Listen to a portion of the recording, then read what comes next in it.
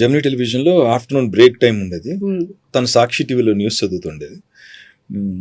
అప్పుడు మేము ఇక్కడ నుంచి మా జెమినీ నుంచి ఆ బ్రేక్ టైంలో బైక్స్ వేసుకుని మేము వెళ్తే అక్కడ బరిస్తా అనే ఒక కాఫీ షాప్ ఉండేది ఓకే. ఇక్కడ ఉమ్, దగ్గరలోనే, ఉమ్, మన సాక్షి ఆపోజిట్లో ఉండేది.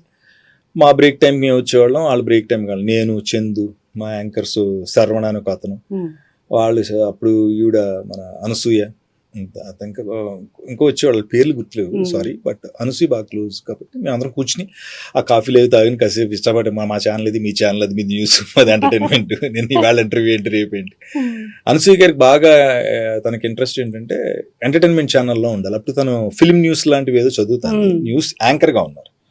సో ఎంటర్టైన్మెంట్ ఛానల్లో రీచ్ ఎక్కువ ఉంటుంది, అక్కడ రావాలనే కోరిక ఉండేది. అప్పుడు ఎక్కువ సార్లు ఆ మాట అంటూ ఉండేది. ఉమ్. యా, తను చాలా కష్టపడుతుంది అండి బేసిక్. కట్ చేస్తే పుష్పాలో మామూలుగా గెటప్ మంచి యాక్ట్రెస్, చాలా మంచి యాక్టర్స్, కష్టపడుతుంది బేసిక్ గా. ఎవరు అందరూ అనుకుంటారు కానీ తన భవిష్యత్ ప్రణాళికలు చాలా గొప్పగా వేసుకుంటారు ఆవిడ. ఓకే. ఫ్యూచర్ ని ముందే డిజైన్ చేసుకుంటారు అంటే అది చాలా బాధ్యతాయుతమైన పని. మనం 10 సంవత్సరాల ముందు ఏం చేయబోతాం ఇక్కడ నుంచే ప్లాన్ చేసుకోవాలి. అలా తను చేసుకుంటుంది. అలాంటి స్నేహాలు అండ్ ఇప్పటికీ కలుస్తూ ఎక్కడైనా కలిస్తే మాట్లాడుకుంటాం అలా.